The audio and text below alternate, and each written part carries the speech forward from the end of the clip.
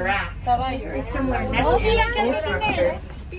Now take a look over here on the left again, and you'll notice another antelope known as the bongo. The bongo, nicknamed the ghost of the forest, typically moves very quietly through a lot of the brush. Their bushback horns are very special as that helps them to be able to move directly in between bushes and things like that here in the forest without having to worry about getting stuck or tangled. Out there on the left side, it seems as though there is a black rhino hanging out. Black rhinos are pretty special as there are unfortunately less than 5,000 of them left in the entire world. There are so few due to the poaching of their horns. Two horns that sit on their faces are made out of keratin, the exact same stuff that's found in your fingernails and your hair on your own bodies there. We found that out, thankfully, due to the science and technology that we have these days. But some cultures do not have the same stuff. But I think that rhino horns are good for medicine. That's why they're taking them away. Now, thankfully, with the knowledge we have, we'll hopefully be able to go around the world and spread this knowledge through educational messages to stop poaching before it is too late. Another pretty big issue, though, that a lot of those animals there in the forest are facing is deforestation. Those are really big problems as it's not only losing habitat in the homes of those animals there, but as well, it's kind of hurting our air quality. Trees are pretty important to help out with the air. As we enter into Sapi River here, here's a great place to start looking out for some larger animals. These larger animals like to move around in the water below the surface. Ahí está el hipopótamo, mira Sebastián. Está el hipopótamo. Before we find any of those larger animals that are underwater, though, take a look at the pink-backed pelicans on the center island. They get their name from the patch of skin between their wings that will turn flush pink during their mating season. You see some of that skin there between that one's wings. Which, by the way, is a 9-foot wide wingspan. Take a look at the one in the water just down there. You might see you're moving around. They can hold their breath, the hippos, for about 6 to 8 minutes at a time. A couple of them just over here, like down in the water. They do come out more typically at night. Or they'll travel for miles along the banks looking for food, eating mostly greens, about 80 to 90 pounds at a time. Over there, the Nile crocodile. You might notice that there are some green markings on his back. Mouth open. Sitting there with his its internal body heat cooling down its body temperature. As they are hypothermic or cold-blooded. It's pretty similar to the process that dogs do when planted. Now, for those crocodiles that didn't have the funny colors there on their backs, that was actually a way that the animal care team here has made sure to know which ones have got their biannual checkup, or almost like a physical there. By putting those colors on their back, they know which ones they have looked at, as well as make sure not to go back to them more than once unnecessarily. The colors will naturally wear off in a couple of days to upwards of a week, so while the color is still there on their back, they can come out and make a few more observations to collect any more data they may need.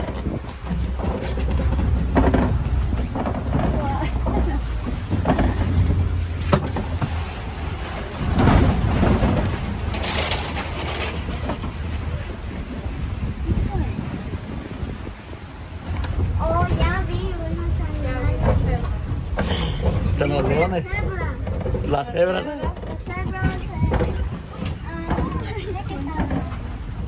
Ahí está mami, ahí está la nena. Hola nena. Ahí está Sebastián. Hola, ahí está mamá. As we enter here into the savannah, you might notice that there is a dazzle and a zebra. That is what a group of them is known as. You notice their stripes there, no two set the same. They're almost like a fingerprint covering their body there.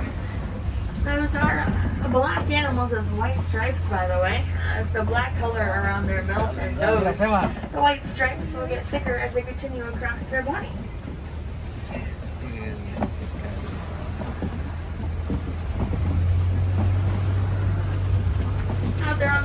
roaming around the African wild dogs.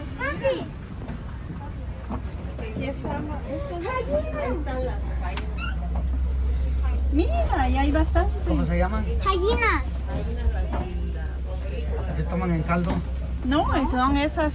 The African wild dogs, also known as painted Devoradoras. dogs, are some of the most successful hunters found in Africa, catching over 90% of what they hunt. Way better than the lions and cheetahs out there. That's fairly impressive. A very distant relative of the dogs you guys might have at home. However, not making similar noises. Those wild dogs will make a high-pitched chirping to communicate. Now it looks as though there are 4 sable antelope hanging out just back there. Sable antelope are the emblem of Harambe Wildlife Reserve. Harambe meaning to come together. Sables will work together to protect one another fairly well. They protect themselves with their horns as the end of those come to a nice fine point with that curve.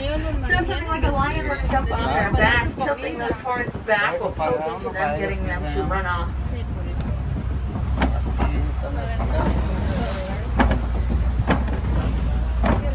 Just over here looks as though there is a giraffe hanging out. Take a look at the tail. The hairs are 10 times the thickness of our hair. They're going to be about 3 feet long. Viendo cómo comen las Sports hairs will help jirafas. to become a natural fly swatter swinging across their body. Mira, amigo, hasta dónde le ponen la comida. Mira, aquí hay unas. Mira. las ¿Cómo cachuras. se llaman esas? ¿Vacas? ¿O vacas tengo ahí? Over here on the right side, you'll see the Ankoli cattle that will be one very, very close to us. Ankoli cattle are a domesticated species, used as a symbol of wealth. It says the more Ankoli cattle that you own, the wealthier that you are. However, owning them as well, they can be used for their milk. Their horns are fairly special, as that is how they will keep themselves cool. A lot of holes inside of there, allowing blood to flow through, and the honeycomb-like structure regulates their body temperature like an air conditioning on top of their heads. Over there in the tall grasses, it looks like the largest antelope species known as the eland. There looks to be like an adult female and an adult male. The male is going to be the gray one, 6 feet tall, weighing over 2,000 pounds. These smaller tan, brown, and white antelope down there on your right are the springboks. Agarre video. They get around at about 55 miles per hour. So they're the third fastest land mammals.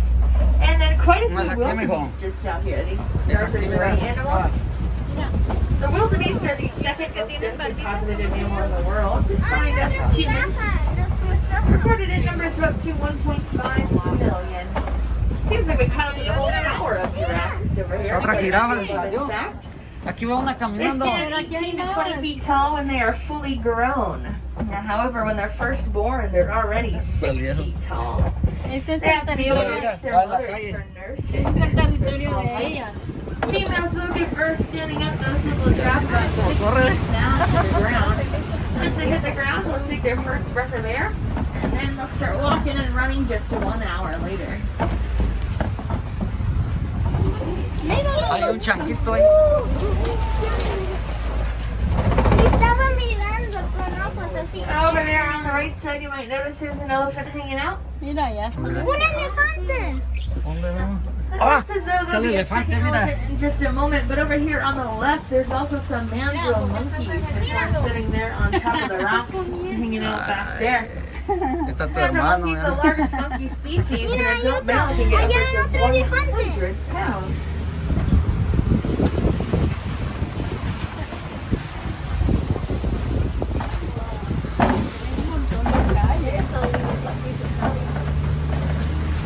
The view of that elephant, like I said, a second one just up here. Looks as though these are 2 females, part of the herd. Every once in a while, females from the herd will go off on their own for a little bonding experience, usually a mother and a daughter there. Now, throughout the day, they'll hang out, do their bonding, and then at night, like having a curfew, they'll be able to make sure to return back to their herd for protection, keeping themselves together. Now, however, Para que no se the herd does not have any Está adult todo males. cubierto, Typically, tienen una base they para... leave the herd around the age of 12 to 13 to go off on their own. They can be solitary or found in smaller bachelor groups of about 2 or 3. Every once in a while, the bachelors, though, they do return back to the herd for a very, very brief period just for mating reasons. And you probably guessed it, once they're done mating, they do leave once again.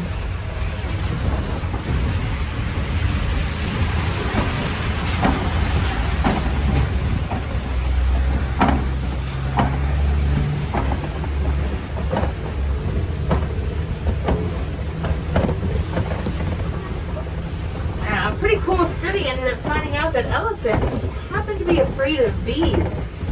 Seems a little bit silly, but it ended up being really helpful out there, especially for farmers in Africa. Elephants were destroying farmers' crops by stampeding over them or eating them, and that was really not helping out anyone. So, thankfully enough, when they found out they were afraid of bees, they were able to start creating beehive fencing around the crops. Elephants can hear 5 miles away, so when they hear those buzzing sounds, they're going to actually stay clear of that area and even go and warn their friends to stay away as well. Now, not only do those fences protect the crops and keep the elephants away, but now it gave a little bit of extra money to the farmers for being able to sell honey to the locals. So, helping out quite a bit there, as bee populations had also been suffering. So not only helping to save the elephants, but the bees as well.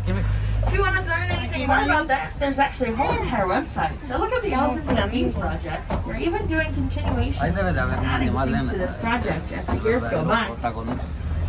Looks like there's a flamboyance of greater flamingos there on air left. Now, the greater flamingo are the lightest pink species, as well as the largest in size, standing at about 5 feet tall when fully grown. If you take a look out there, there are a couple that are gray though. When they are first hatched, they're gray, and they'll turn pink within the first year of their lives from eating enough brine shrimp. They'll eat those brine shrimp by sticking their head upside down in the water and then filtering back and forth from left to right there, getting out those shrimp.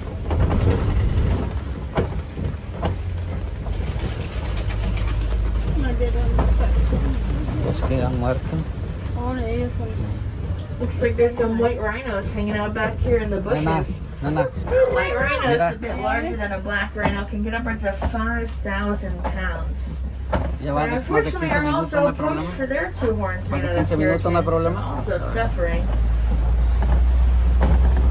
Now, reserves like this, as well as the zoos around the world, are working to try and save these rhino species. However, with a gestation period of about 16 to 20 months, it is a little bit slow to get those numbers back up. So we really do need to be able to help out there by trying to reduce poaching and completely stopping it by educating everyone about what makes up those rhino horns. Now the white rhino, not as a solitary, they're found in those groups. Now, they can run at about 35 miles per hour, however, only see about 10 feet in front of them. So a group of rhinos known as a crash, as they run fairly blindly every once in a while, running into things. Over there on the left side, the cheetah, the fastest land mammal in the world, going from 0 to 60 miles per hour in under 3 seconds.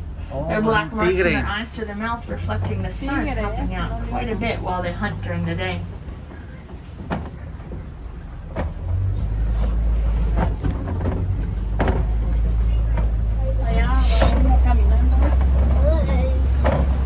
Imagínate, se va corriendo así, me quedé comer.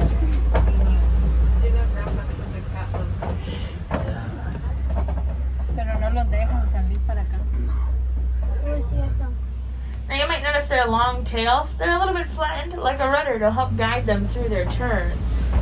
They're the only cats whose claws permanently out of their paws will help them to dig into the dirt, so that when they go from 0 to 60, they're able to get the traction they need. Ahí estamos.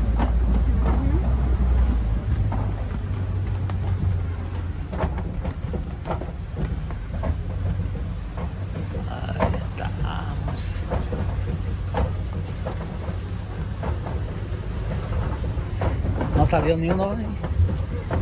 Ahorita te van a acercar donde. Ahí viene un dinosaurio. Viene volando.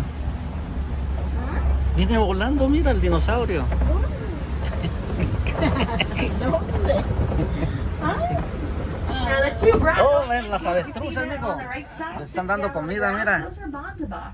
Very closely related to the wildebeest, however, unfortunately, at one point were thought to be extinct. This being because of the hunting for their coats.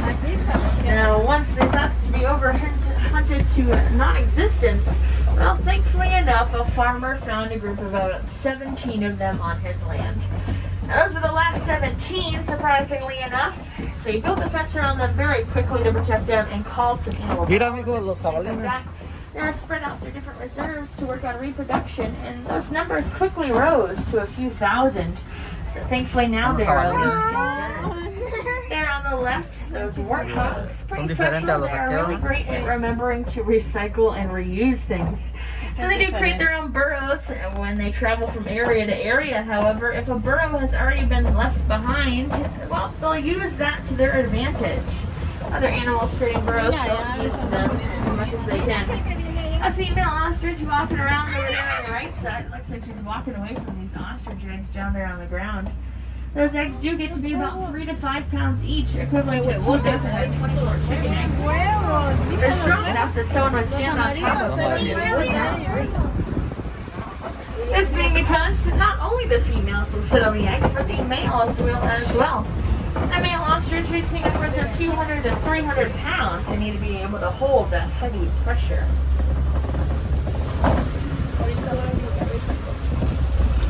Cuidado, mijo, no saca la mano.